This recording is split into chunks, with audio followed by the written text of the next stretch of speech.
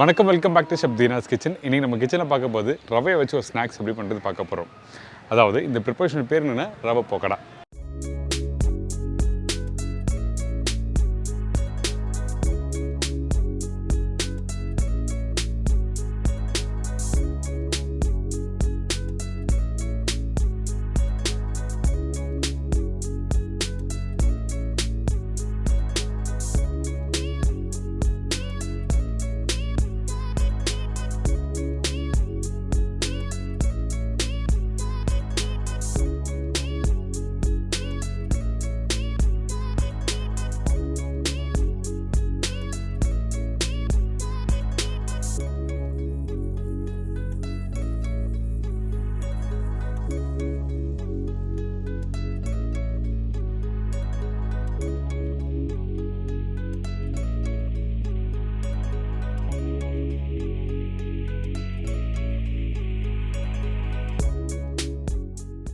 யாராவது வீட்டுக்கு கெஸ்ட்டு வந்துட்டாங்க, அந்த டைமில் ஒரு சட்டுன்னு ஒரு ஸ்நாக்ஸ் பண்ணணும்னு வச்சிங்கன்னா அந்த டைமில் இந்த மாதிரி ரெசிபி வீட்டில் ட்ரை பண்ணி பார்க்கலாம். ரவை, கொஞ்சம் வெங்காயம், அதுக்கப்புறம் பச்சை மிளகாய், கருவேப்பிலை, கொத்தமல்லி போட்டு நல்லா மிக்ஸ் பண்ணும்போது அதோட பக்குவம் எப்படின்னு சொல்லிட்டு உங்களுக்கு தெளிவாக சொல்லி கொடுத்துருக்கேன். கண்டிப்பாக ட்ரை பண்ணி பாருங்கள். அதுக்கு முன்னாடி தேவையான பொருட்கள் பார்த்தலாமா? ரவை 1 கப்பு, கடலை மாவு 2 டேபிள் ஸ்பூன், மீடியம் சைஸ் வெங்காயம் 2 நம்பர், பச்சை மிளகாய் 1, இஞ்சி பூண்டு பேஸ்ட் 1 டீஸ்பூன், கொத்தமல்லி சிறிதளவு, கருவேப்பிலை தேவையான அளவு, முந்திரி பருப்பு 10லேருந்து 15 நம்பர், மஞ்சத்தூள் 1/4 டீஸ்பூன், சில்லி பவுடர் 1/4 டீஸ்பூன், பெருங்காயம் 1/2 டீஸ்பூன், உப்பு தேவையான அளவு, ஆயில் ஃப்ரை பண்ணுறதுக்கு தேவையான அளவு. இதாங்க இந்த ப்ரிப்பரேஷன் தேவையான பொருட்கள். இப்போ இந்த வெங்காயத்தை நம்ம ரஃபாக கட் பண்ணி வச்சலாம். இந்த ரவை பக்கோடாக்கு எதனா ஒரு வெஜிடபிள்ஸ் இருக்கணும், அதனால் வெங்காயம் போட்டிருக்கேன். இந்த வெங்காயத்துக்கு பதிலாக வேறு எதனா வெஜிடபிள்ஸ் போடலாமா கேட்டினா கண்டிப்பாக போடலாம். கேரட், பீன்ஸ், கேபேஜ் இந்த மாதிரி வெஜிடபிள்ஸை யூஸ் பண்ணிக்கலாம். பட் இருந்தாலும் பக்கோடா சொன்னால் நம்மளுக்கு வெங்காயம் இல்லாமல் இருந்தால் பிடிக்காதுல்ல, அதனால தான் வெங்காயம் போட்டிருக்கேன். இதுக்கு பிறகு கொத்தமல்லி, கருவேப்பிலை, பச்சை மிளகாய் இதெல்லாம் போட்ட பிறகு கொஞ்சம் மஞ்சத்தூள், அதே அளவு சில்லி பவுடர் போட்டிருக்கேன். சில்லி பவுடர் அதிகமாக போட வேண்டாம், அதிகமாக போட்டால் உங்களுக்கு டேஸ்ட் மாறும், கலரும் மாறிடும். அதனால் 1/4 டீஸ்பூன் போட்டால் போதும். உப்பு தேவையான அளவுக்கு போட்டிருக்கோம். இந்த முந்திரி பருப்பு அப்படியே கையில் எடுத்து அப்படியே ஒன்றும் பாதியாக உடச்சி போடுங்க. எதுக்காக அப்படி போடுறேன்னு கேட்டேன்னா, இந்த ரவை பக்கோடாக்கு இந்த முந்திரி பருப்பு சேர்த்து சாப்பிடும்போது அதோட டேஸ்ட்டு சூப்பராக இருக்கும், நல்லா க்ரன்ச்சியாக இருக்கும். இதுக்கு பிறகு பெருங்காயம் 1/2 டீஸ்பூன், 1 கப்பு ரவை,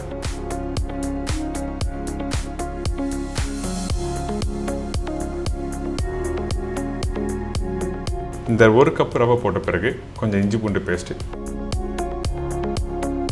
கொஞ்சமாக தண்ணி ஊற்றுங்க. அதிகபட்சம் ஒரு 1/4 குழிக்கரண்டி அளவுக்கு தண்ணி ஊற்றினா போதும். அதிகமான தண்ணி ஊற்றினா உங்களுக்கு உதிரியாக வராது.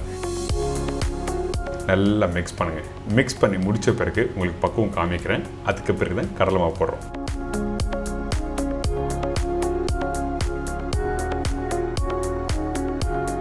இப்போ இந்த மிக்சர் ரெடி ஆகிடுச்சு. அதாவது உள்ளே இருக்க அந்த வெங்காயம், ரவை எல்லாம் மிக்ஸ் பண்ணிட்டோம்ல, இதை அப்படியே ஃப்ரை பண்ணால் உதிரியாக போயிடும். உதிரினா தூளாக போயிடும். அதனால தான் கடலை மாவு போட்டிருக்கோம். கடலை மாவு நீங்கள் போடும்போது என்ன ஒன்று ஒன்றோட ஒன்று சேர்க்குற பைண்டிங் ஏஜென்ட் தான் இந்த கடலை மாவு. அந்த கடலை மாவு போட்ட பிறகு திருப்பி கொஞ்சமாக தண்ணி தெளிக்கிறேன். தண்ணி தெளித்த பிறகு நல்லா மிக்ஸ் பண்ணுங்கள்.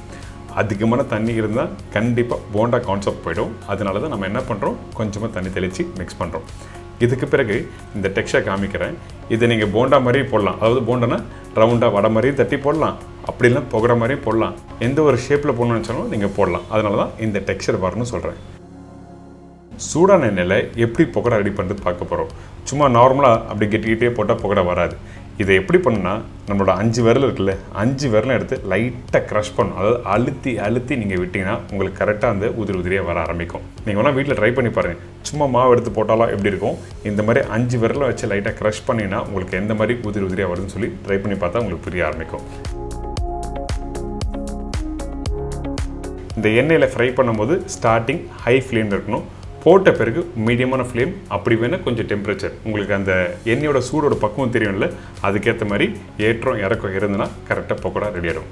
இந்த பக்கோடா நல்லா க்ரன்ச்சியாக வித்தின் 5 மினிட்ஸில் உங்கள் வீட்டில் யாராவது கெஸ்ட் வந்தால் 1 கப் ரவையில் ஈஸியான ஸ்டைலில் பண்ண முடியும். அதனால தான் இன்றைக்கி இந்த ப்ரிப்பரேஷன் சொல்லி கொடுத்துருக்கேன். ட்ரை பண்ணுங்கள், என்ஜாய் பண்ணுங்கள்.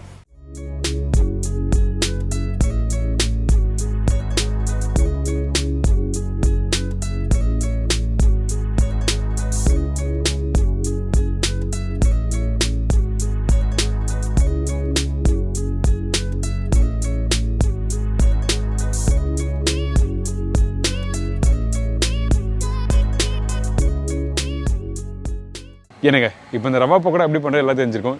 நம்ம வீட்டில் ஒரு கப்பு ரவை இருந்தால் போதும், சட்டுன்னு ரொம்ப ஒரு ஈஸியான ஸ்டைலில் ஒரு ஸ்நாக்ஸ் சொல்லி கொடுத்துருக்கேன்.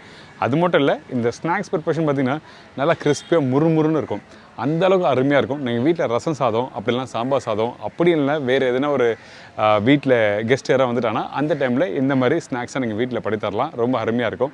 நீங்கள் டேக்அவே கூட எடுத்து போகலாம். நீங்கள் வீட்டிலேருந்து ஒரு ஸ்நாக்ஸ் பண்ணி வெளியே எடுத்து போகும்போது கொஞ்சம் சாகி ஆகிடும், உங்களுக்கு சாப்பிட பிடிக்காதுன்னு வச்சிங்கன்னா அந்த டைமில் இந்த மாதிரி ஸ்நாக்ஸ் நீங்கள் வீட்டில் ட்ரை பண்ணி போகலாம். ரொம்ப அருமையான ஒரு ப்ரிப்பரேஷன் தான். இதே மாதிரி நாளைக்கு ஒரு சூப்பரான ரெசிபி சந்திக்கிறேன். நன்றி, வணக்கம். See you, bye bye, take care.